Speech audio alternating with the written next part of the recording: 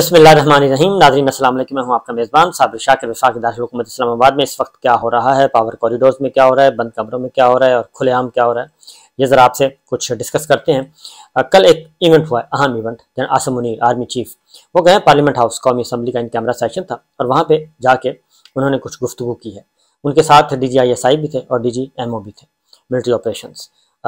3 फौजी क़यादत वहाँ पर मौजूद थी और पहले ब्रीफिंग दी गई, फिर सवालों के जवाब दिए गए और इन सवालात के जवाबात में कुछ चीज़ें सामने आई हैं। सबसे पहले तो army chief general Asim Munir के इस विज़िट को मुख्तलिफ अंदाज में देखा जा रहा है। एक जो एनालिस्ट हैं वो ये कह रहे हैं कि ये तो एक तरह के आर्मी चीफ ने एक जो वेंटिलेटर पे थी PDM और हुकूमत, उसको एक नई ऑक्सीजन दी है और उन्हें वहाँ नहीं जाना चाहिए था, क्योंकि ये पार्लियामेंट अधूरी है और न सिर्फ अधूरी है बल्कि मेजॉरिटी जो बाहर है और मुतनाज़ है और इलेक्शंस की तरफ जा रहे हैं। इलेक्शन की डिमांड हो रही है और ये हुकूमत जो है और ये पार्लियामान जो है वो सुप्रीम कोर्ट ऑफ पाकिस्तान के खिलाफ जो है वो करारदादें पास कर रही है, अदलिया के खिलाफ करारदादें पास कर रही है, चीफ जस्टिस से टकराने का इरादा रखती है और इलेक्शन जो पंजाब और खैबर पख्तूनख्वा में इलेक्शन होने हैं उस तरफ नहीं जा रही, आम इंतखाबात की तरफ नहीं जा रही, तो इसलिए उनको नहीं जाना चाहिए था।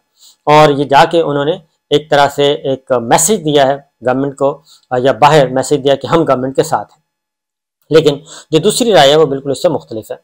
वो कहते हैं नहीं, ये बात नहीं है, बल्कि आर्मी चीफ गए हैं और उनको कुछ कहने के लिए एक फोरम दरकार था और क्योंकि इस वक्त बहुत ज़्यादा अंडर स्ट्रेस है पूरे का पूरा सिस्टम ओवरहीटेड है और उसमें बहुत सारी अनरेस्ट पैदा हो रहा है। पूरे का पूरा सिस्टम रिएक्ट कर रहा है जो इस वक्त हुक्मरान इत्तेहाद जो है वो कर रहा है।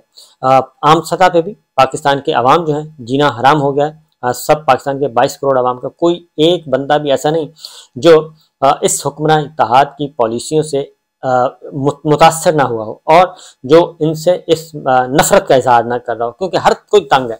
वो एक मजदूर से लेकर एक फैक्ट्री ओनर तक, मिल ओनर तक, सब के सब जो हैं वो मुतासरीन में शामिल हैं। वो करोड़पति है, वो अरबपति है, हर कोई मौजूदा गवर्नमेंट की जो पॉलिसियों से वो तंग आया हुआ है।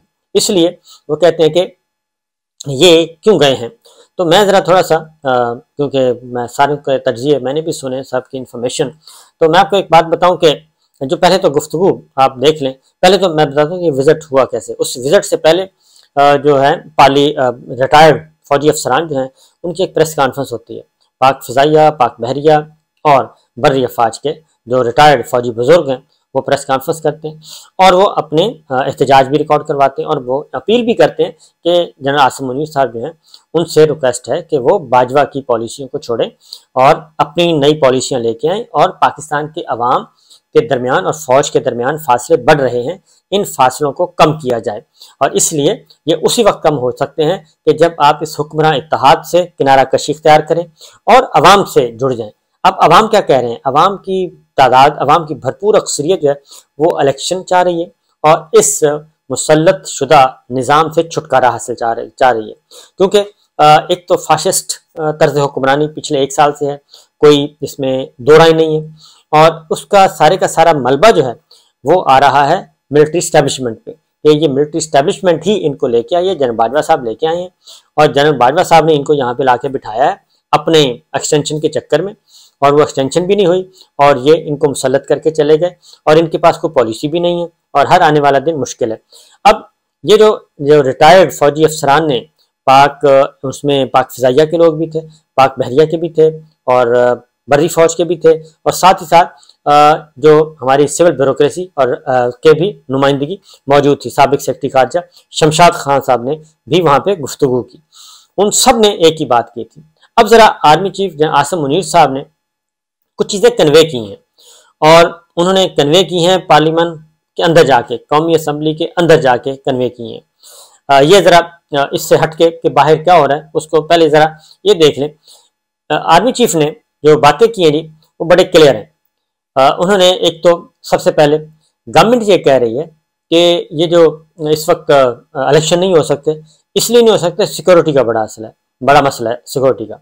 लेकिन हकीकत ये है कि इधर जो आर्मी चीफ कह रहे हैं वो कह रहे हैं कि शुक्र अल्हम्दुलिल्लाह कि इस वक्त पाकिस्तान में कोई भी ऐसा एरिया नहीं है जो नो गो एरिया, कोई भी एरिया नो गो एरिया नहीं है।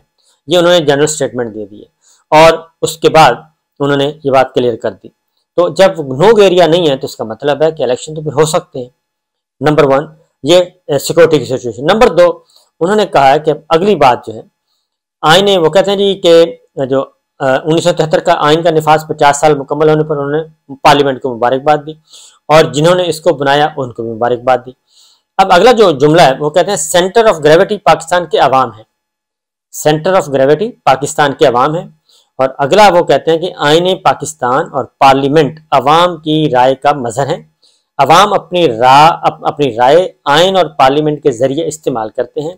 हाकमियत से आला अल्लाह ताला की है। अल्लाह ताला के इस हुक्म से ही आइन को इख्तियार मिला। आइन कहता है कि इख्तियार अवाम के मुंतखब नुमाइंदों के जरिए इस्तेमाल होगा। ये सारा आइन की बात कर रहे हैं, अवाम की बात कर रहे हैं और ये मैसेज क्या दे रहे हैं, आइन और अवाम। तो अवाम की राय कैसे ली जा सकती है, वही कि आइन की पासदारी कैसे की जा सकती है। इलेक्शन का होना है और वो आइन की बात कर रहे हैं। इलेक्शन आइन से कौन इनहराफ कर रहा है, इलेक्शन क्या सुप्रीम कोर्ट भी कह रही है, आइन भी कहता है कि 90 दिन के अंदर अंदर इंतखाबात होने हैं। तो वो भी यही कह रहे हैं कि आइन के जरिए। और फिर उन्होंने कहा कि अवाम अपनी राय आइन और पार्लियामेंट के जरिए इस्तेमाल करते हैं। अवाम अपनी राय कब इस्तेमाल करते हैं, जब इलेक्शन होता है। इस तरीके से आइन पाकिस्तान और पार्लियामेंट अवाम की राय का मजहर है। क्या ये पार्लियामेंट इस वक्त अवाम की राय का मजहर है? तो आर्मी चीफ ने मुख्तलिफ हवालों से ये बात की है और उन्होंने ये कन्वे करने की कोशिश की है। तो ये तो आर्मी चीफ की गुफ्तगू है जी। तो इसके बाद आप अंदाजा कर सकते हैं, मेरा ख्याल है कि मुझे तो इस पर कोई शुबा नहीं है कि आर्मी चीफ जो है वो एक मैसेज उन्होंने देना था वो दे गए। उसके बाद इस गुफ्तगू के बाद आसिफ अली जरदारी साहब का एक इंटरव्यू आता है और आसिफ अली जरदारी साहब ने इंटरव्यू दिया, लाइव इंटरव्यू। और उस इंटरव्यू में उन्होंने एक बात की, उन्होंने कहा कि हम जो हैं एक हामिद मीर साहब ने 3-4 दफ़ा उनसे पूछा कि सिस्टम डीरेल, जमहूरियत अगर खतरा हुआ तो आप क्या करेंगे। उन्होंने कहा मैं तो आइन के साथ खड़ा हूँ, हम आइन को बचाएंगे, जमहूरियत को बचाएंगे, सवाल ही पैदा नहीं होता। 3-4 दफ़ा हामिद मीर साहब ने ये बात की और उसकी रीज़न ये थी कि हामिद मीर साहब ने ये बात इसलिए की कि बार बार ये कहा जा रहा है कि इलेक्शन नहीं होने, बुला बुला के बताया जा रहा है कि इलेक्शन नहीं होने। तो इलेक्शन नहीं होने तो इसका मतलब क्या है, इसका मतलब है कि मामला गड़बड़ है। और मामला गड़बड़ क्यों किया जा रहा है, तो वो आसिफ अली जरदारी साहब से पूछ रहे हैं। आसिफ अली जरदारी साहब बताते हैं कि हम तो आइन के साथ खड़े हैं। फिर एक और बात, ये भी आर्मी चीफ कह रहे हैं कि अवाम की राय अवाम के पास जाना चाहिए, हाकमियत अल्लाह ताला की और अवाम के जरिए इस्तेमाल होती है। अवाम मुंतखब होकर आते हैं, अवाम के जरिए से पार्लियामान मुंतखब होकर आती है। ये सारी सेंटर ऑफ ग्रेविटी अवाम है। तो यही रिटायर्ड फौजी बात कर रहे हैं कि जनाब अवाम और फौज के दरमियान फासले बढ़ते जा रहे हैं। तो यही बात उन्होंने कहा कि नहीं, अवाम ही हमारा फोकस है। तो अवाम फोकस है तो फिर इलेक्शन की तरफ जाया जाएगा। ये वो बातें हैं जो कि हो रही हैं। इसके बाद पीपल्स पार्टी तो अपने मुज़ाकरात पे निकल आई है। जरदारी साहब ने तो कमेटी भी बना दी और उन्होंने बता दिया। नून लीग जो है वो काफ़ी परेशान नज़र आ रही है इस सारी सिचुएशन में और उनको अभी तक समझ नहीं आ रहा, क्योंकि उन्होंने कोई बहुत ज़्यादा इस पे रद्द अमल नहीं दिया, बल्कि अरकान पार्लियामेंट जो है तालियां भी बजाते रहे, उधर डेस्क भी बजाते रहे। अब मैं एक और मिसाल देता हूँ आपको सादा सी, और वो मिसाल है कि वो जब आर्मी चीफ जनरल बाजवा साहब थे और आखिरी 23 मार्च का प्रोग्राम था और उस पर जिस तरीके से इमरान खान साहब आए और इमरान खान साहब का इस्तकबाल किया और उनका भरपूर, बाजवा साहब आगे पीछे थे, वो ज़रा सीन आपने अपने नज़रों में रखिए।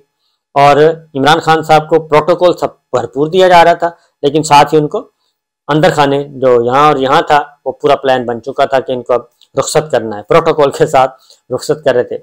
फिर ज़रा पीछे चले जाएं, इससे भी पीछे नवाज शरीफ साहब और जनरल परवेज मुशर्रफ साहब की तस्वीरें निकालें, उनकी फुटेज निकालें कि जब बिल्कुल पीक पे था तो नवाज शरीफ साहब जाते हैं, विजिट करते हैं तो उनको परवेज मुशर्रफ साहब सैल्यूट कर रहे हैं, बल्कि गाड़ी का दरवाज़ा भी शायद खोल रहे हैं। यही काम बाजवा साहब कर रहे थे कि गाड़ी के दरवाजे तक आए, उनको रिसीव किया और वहाँ तक छोड़ने गए।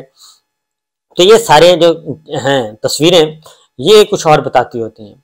तो ये जो कल पार्लियामान में जो कुछ हुआ, तो ये एक मेरा अपना ख्याल है कि नहीं, ये मामला किसी और तरफ जा रहे हैं। उसकी एक और वजह भी है, एक और भी वजह बता देता हूँ। वो ये है कि मुख्तलिफ दोस्त ममालिक जो हैं, दोस्त ममालिक जो बड़े अरसे से मामला रुके हुए थे, कोई भी पाकिस्तान को सपोर्ट नहीं कर रहा था। पाकिस्तान को सपोर्ट नहीं कर रहा था और जा के चक्कर लगा के वापस आ जाते थे, तो बात नहीं बन रही थी। लेकिन बिल आखिर अब दोस्त ममालिक, क्योंकि खबरें आ रही थी कि इमरान खान साहब यानी कि पाकिस्तान तहरीक इंसाफ और इमरान खान साहब से हम कंसेंट लेना चाहते हैं, क्योंकि वो ऑन बोर्ड होंगे तो ही हम बात आगे बढ़ेंगे। इवन कुछ दोस्त ममालिक ने, जिनमें चाइना भी शामिल है, सऊदी अरब भी शामिल है, यूएई भी शामिल है, उन सब ने ये कहा, खासतौर पर चाइना ने, कि आप पाकिस्तान में पॉलिटिकल स्टेबिलिटी होनी चाहिए और पॉलिटिकल स्टेबिलिटी के बगैर आपकी इकोनॉमी ठीक नहीं हो सकती, मुआशी हालात ठीक नहीं हो सकते, और मुआशी हालात ठीक नहीं हो सकते पॉलिटिकल स्टेबिलिटी के बगैर, पॉलिटिकल स्टेबिलिटी नहीं आ सकती इलेक्शन के बगैर, क्योंकि इस वक्त यही लड़ाई चल रही है और एक माइनस करने की कोशिश की जा रही थी इमरान खान साहब को, पाकिस्तान तहरीक इंसाफ को। अब वो माइनस भी नहीं हो रहा और कल जरदारी साहब ने भी ये बात की है, उससे पहले जावेद लतीफ़ साहब बात कर चुके हैं। यदि हम माइनस तो हम तो नहीं चाहते कि इमरान खान साहब नाअहल हों, लेकिन सिस्टम में कुछ लोग ऐसे हैं जो ये काम करना चाहते हैं कि इमरान खान साहब, और अब ये जैसे ही अच्छी अच्छी खबरें आना शुरू हुई हैं, साथ ही मैं आपको एक खबर शेयर कर देता हूँ। इमरान खान साहब ने कल अपनी तकरीर में ये कहा, सबसे पहले तो इमरान खान साहब की तकारीर पर पाबंदी है, रिकॉर्डिंग पे भी पाबंदी है, हर तरह की उनकी पाबंदी है। टीवी चैनल्स को हुक्म है, ज़बानी हुक्म है कि उनको नहीं दिखाना, उनकी आवाज़ भी नहीं सुनानी, उनकी तस्वीर भी नहीं दिखानी, इस तरह की है। और जो अगर आप पैकेज बना सकते हैं, यहाँ तक हिदायत दी गई हैं कि आप पैकेज बना सकते हैं। तो ये जो अगर ये सारा, क्योंकि chief justice army chief Asim Munir साहब पे इस वक्त सारे का सारा जो प्रेशर है उन्हीं पे जा रहा है और इल्ज़ामात की बुछाड़ भी उन्हीं पे होती है, तो इसलिए उनके इल्म में ये बात होनी चाहिए कि ये जो नीचे हो रहा है, कल इमरान खान साहब ने भी यही कहा है कि कुछ लोग हैं जो ये प्रॉब्लम पैदा कर रहे हैं। और मैं आपको बता रहा हूँ कि अब चूँकि चीज़ें अच्छाई की तरफ जाने की कोशिश कर रही हैं और एक प्रेशर आया हुआ है, तो इस प्रेशर को डाइवर्ट करना है और उसका नतीजा अब आने वाले दिनों में ये होगा। इमरान खान साहब भी बता चुके हैं कि उनको 27 रमज़ान यानी ईद से पहले पहले उनको गिरफ्तार करने की कोशिश की जाएगी और एक क्रैक डाउन किया जाएगा पाकिस्तान तहरीक इंसाफ के बड़े लोगों के खिलाफ, सीनियर रहनुमाओं के खिलाफ। तो मैं आपको ये इतला दे रहा हूँ कि जो नैब है, नैब को ये हुक्म दिया गया है, नैब को ये हुक्म दिया गया है कि इमरान खान साहब और बुशरा बीबी को गिरफ्तार करना है। सोर्सेज ये कंफर्म कर रहे हैं। और नंबर 1, नंबर 2 इनको गिरफ्तार करना है, नंबर 2 इनको रखना है, इमरान खान साहब को उस बैरक में रखना है या उस रूम में रखना, नैब ने उन हवालात में रखना है जहाँ पे नवाज शरीफ और शहबाज शरीफ साहब थे, वहाँ पे उनको कैद करना है। और अगला जो स्टेप है वो कहते हैं जो मरीम साहिबा, जिस बैरक में मरीम साहिबा थी, जिस हवालात में, उसमें बुशरा बीबी को रखना है। अब नैब को ये हुक्म दिया है कि बुशरा बीबी और इमरान खान दोनों को गिरफ्तार करें, दोनों को वहाँ पे रखें और फिर उसी तरह की तस्वीर जारी हों जैसे उस वक्त होती थी, तो फिर मामला जो है वो आगे बढ़ेंगे। अब ये जो चीज़ है, और अगली बात है कि नैब के अंदर बहुत सारे अफसरों को रीशफल किया गया और वो तमाम अफसरान को तब्दील कर दिया गया है जो कि शरीफ फैमिली के खिलाफ इन्वेस्टिगेट करते रहे हैं या उनके खिलाफ तहकीकात और उनके खिलाफ मुकदमे बना के ट्रायल उन्होंने करवाया था। और कुछ अफसरों को, यानी कुछ उन्हीं में से कुछ अफसरों को ये टास्क दिया गया है कि आपने अब यही काम इमरान खान और बुशरा बीबी से करना है और इसको वो कहते हैं लेवल प्लेइंग फील्ड और तराजू बराबर करना। तो ये एक इतला है। अब देखते हैं कि इसमें किस हद तक कामयाबी है। दूसरी जानब इलेक्शन कमीशन ऑफ पाकिस्तान ने भी तौहीन अदालत की कार्रवाई, तौहीन इलेक्शन कमीशन की कार्रवाई वाला केस दोबारा खोल दिया है और 18 अप्रैल को फवाद चौधरी साहब, असद उमर साहब और इमरान खान साहब को बुला लिया है ज़ाती तौर पर तौहीन इलेक्शन कमीशन केस में 18 अप्रैल, और वो भी ईद से पहले बनता है। तो इससे आप अंदाज़ा कर सकते हैं कि मामला किस तरफ ले जाने की कोशिश की जा रही है, क्योंकि स्पॉट फिक्सर्स आ चुके हैं मैदान में हालात ख़राब करने के लिए। इजाज़त दीजिए, अल्लाह हाफ़िज़।